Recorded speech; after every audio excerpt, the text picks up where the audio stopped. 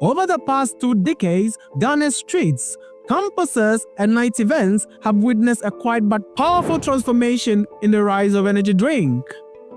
Once seen as a niche product for athletes and long-distance drivers, energy drinks have evolved into a lifestyle for Ghana's youth. As Euromonitor's Beverage Insight of 2024 observes, the country's non-alcoholic beverage sector expanded in the last decade, driven largely by caffeine-based beverages marketed through music, sports, and digital platforms. This shift represents more than a marketing narrative, it is a mirror of changing consumer behavior. According to the theory of planned behavior, consumption decisions are influenced by an interplay of attitudes, perceived norms, and personal control. In Ghana, these forces converge through urban identity and social aspiration.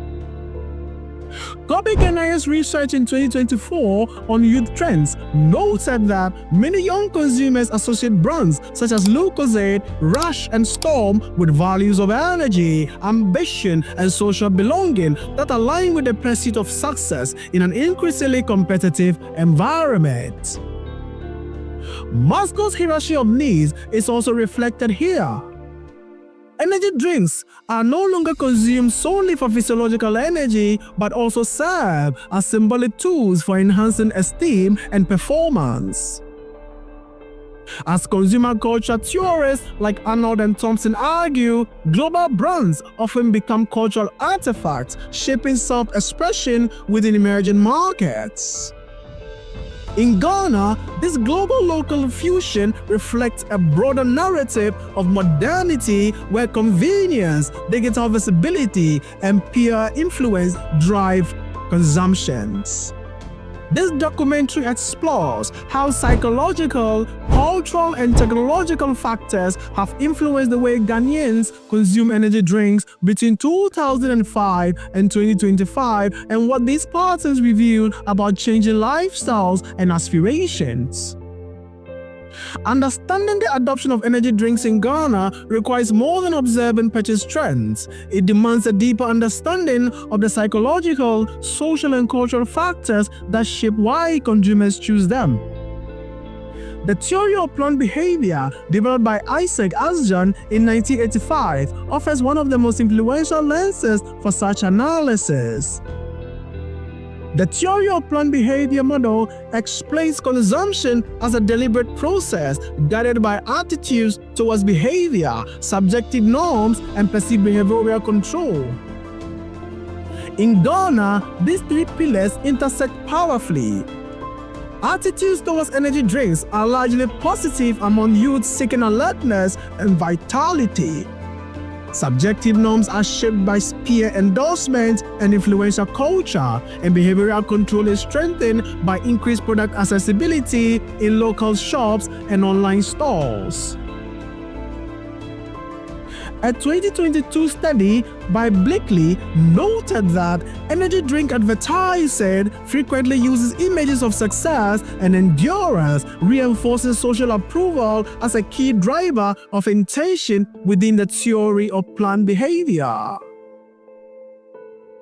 Complementing the theory of planned behavior is Maslow's hierarchy of needs, which situates consumption within the broader structure of human motivation. As Abraham Maslow proposed in 1943, individuals are motivated by layered needs ranging from basic physiological survival to self-actualization. In Ghana's emerging middle class, energy drinks have shifted from satisfying mere physiological needs, that is staying awake or being energized, to fulfilling higher psychological desires such as esteem, achievement, and belonging. Kubik and Ayer in their 2024 report noted that many young professionals perceive brands like Rush and Lucozade as lifestyle accessories that symbolize ambition.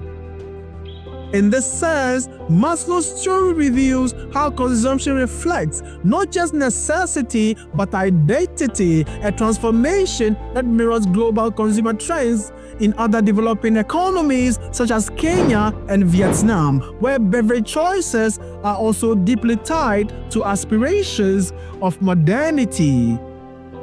At the same time, globalization has blurred the boundaries of cultural consumption, producing what the study of Enrose and Grunrose in 2013 called hybrid consumer culture, where local audiences reinterpret global brands through indigenous symbols and aspirations. Red Bull's global branding, centered on adventure and performance, resonates in Ghana through football sponsorship, campus events, and Afrobeat festivals, aligning international imagery with local expressions of vitality. This localization strategy demonstrates what Kotebi and Helsing in 2022 described as global marketing, a balance between global brand coherence and local cultural relevance. It highlights that consumer behavior differs across countries and cultures, meaning marketers must adapt their strategies to local meanings and preferences. Technology has amplified this process dramatically. The rise of social media has transformed how global marketing messages are disseminated and internalized. As Odum 2024 analysis of Ghana's social media landscape reveals, approximately 6.6 million Ghanaians, representing 19.5% of the population, were active social media users, and by the end of 2024, this figure had risen to 7.4 million, which is 21.5% of the population. Equally important is the use of consumer segmentation and psychographic profiling tools refined in international marketing research. By identifying Ghana's urban youth as aspirational achievers, marketers tailor promotions to lifestyles rather than demographics. According to Nielsen's 2023 Consumer Survey report, campaigns using personal content, influencer partnerships, and digital identity teams generally yield higher engagement than purely product-centered advertising. The study revealed that 59% of consumers are as likely or more likely to purchase items recommended by their favorite influencers. In comparison, 68% of reported increased purchase intent when brands engage them in personalized manner. Understanding the adoption of energy drinks in Ghana requires a multidimensional analysis of how social, psychological, digital, and cultural factors interact to shape consumer decision-making. Between 2005 and 2025, Ghana's changing social structures, youthful population, and expanding digital engagement have converged to produce a distinctive consumption culture. In 2023 report of Nielsen, youth ages 15 to 29 report an 80% internet adoption rate, and tertiary students lead mobile and social media use. Consumption here transcends the product itself. It embodies the negotiation of identity, belonging, and progress within a rapidly modernizing society.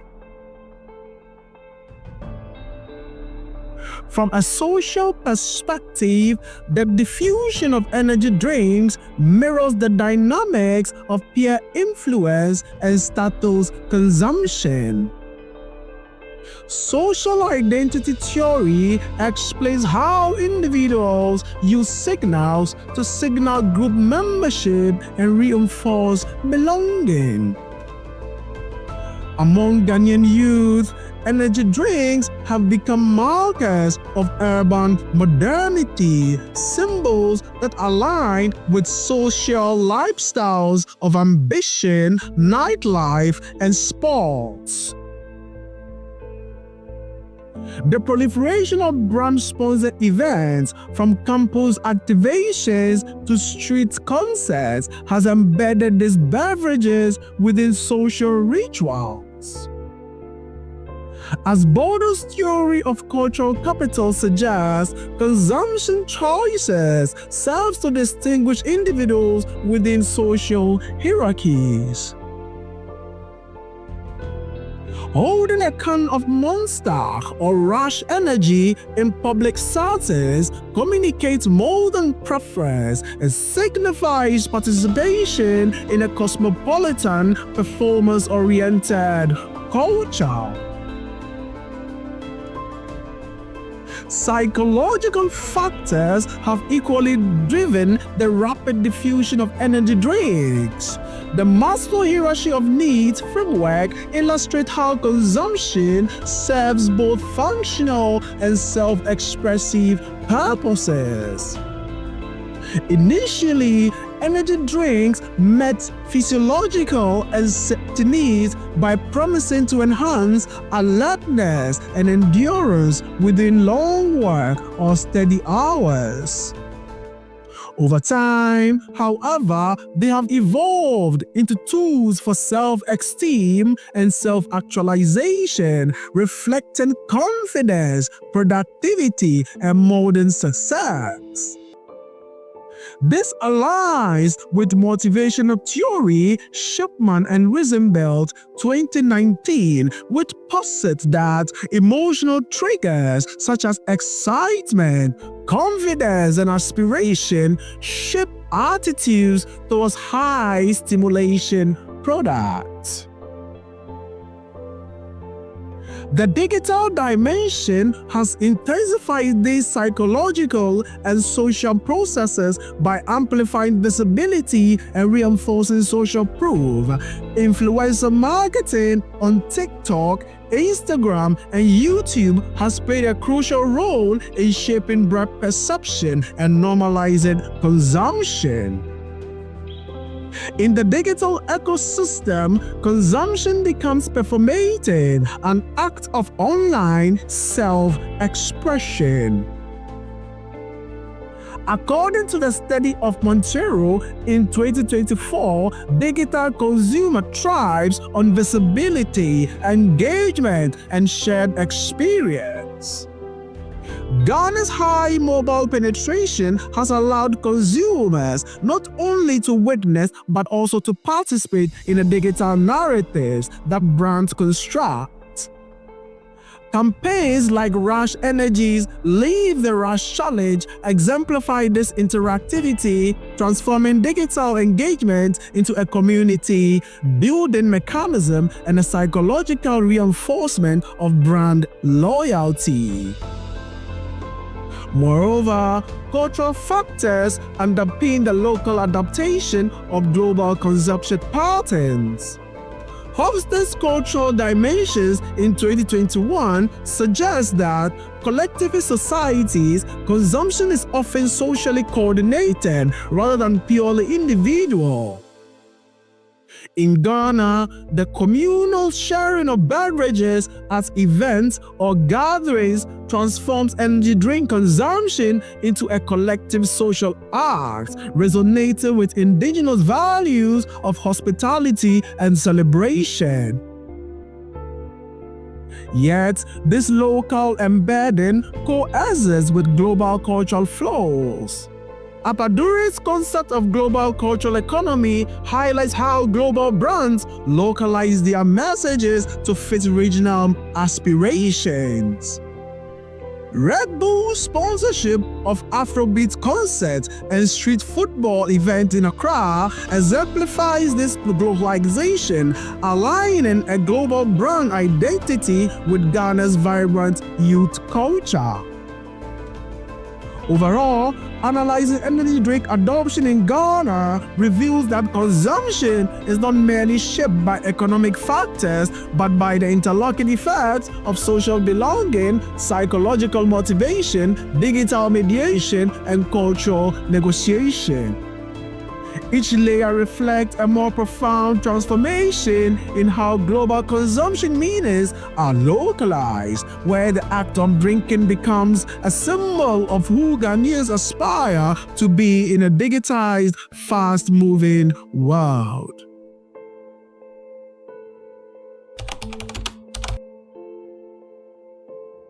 Working on this documentary about the adoption of energy drinks in Ghana between 2005 and 2025 has been an eye-opening academic and personal journey. It has enabled me to move beyond theoretical understanding into a more grounded appreciation of how consumption operates as social, psychological, and cultural phenomenon. Initially, I viewed consumer behavior through the narrow lens of marketing tactics and buyer decisions. However, as I delved deeper into the fieldwork and literature, I began to understand that consumption is not just merely an act of purchase. It's a reflection of identity, aspiration, and belonging within a broader transformative consumer culture. And then one of the most significant insights I gained concerned the globalization of consumer culture and how it intersects with local realities. So through examining the energy drink market in Ghana, I realized that global brands such as Red Bull and Rush do not just sell products. They sell lifestyles that resonate with values of ambition, vitality, and modernity. And so drawing on this concept of cultural economy, I observed that these global narratives are localized through Ghanaian digital platforms and youthful subcultures. And so one other thing I learned is that the marketing content consumed by young people in Accra, often through social media, it mirrors that same of Western market, but it's reinterpreted through local music, sports, and communal identity. So this process illuminated for me how consumer culture transforms as it travels, creating hybrid meanings that are neither entirely local or global. Another contemporary issue that shaped my reflection is the influence of technology on consumption ethics. The concept of surveillance capitalism became increasingly relevant as I explored how mobile advertising and influencer marketing gather and monetize consumer data. I realized that the same technological innovations that democratize market access also raise ethical questions about manipulation over consumption. And so, for instance, there are algorithmic targeting of young consumers through social media, challenges their autonomy and subtly shapes, their preferences. Reflecting on these dynamics makes me more critical on digital marketing practices and their implications for public health, especially given a high sugar and caffeine content of many energy drinks. It also made me question the broader social cost of the consumer culture, driven by stimulation, performance, and endless connectivity. Working on this documentary also deepened my appreciation for transformative consumer culture, how consumption can drive both personal and societal change. I became more and more aware of how Ghana's youth use energy drink consumption to symbolize empowerment, urban identity, and progress. This recognition made me more cautious on the double-edged nature of modern consumer culture. Its ability to inspire individuality while fostering dependence on commodified symbols of success. From a personal standpoint, the process of researching, scripting, and editing this documentary has enhanced my critical thinking, creativity, and methodological awareness. Engaging with real consumers, marketing materials, and academic theory, it taught me the value of integrating qualitative observation with theoretical interpretation. It also made me realize that compelling storytelling in marketing and also research requires empathy, the ability to see consumption from the consumer's perspective, not merely as data but lived experiences. And so this project transformed how I approach marketing, no longer as persuasion, but as an understanding of human needs, values, and contradictions in their real context. However, this documentary journey has reshaped my understanding of consumer behavior as dynamic, transformative field shaped by technology, culture, and identity. I now appreciate that studying consumption is not just about analyzing what people buy and why they buy it, And so it's also about exploring why they buy what they buy and the choices that they make, the reason behind those choices, and the pursuit of self-definition and belonging. And so it has made me more ethically aware as a future marketer to see consumption not just as economic opportunity, but as a social responsibility that influences how people live and connect and envision their futures. Thank you.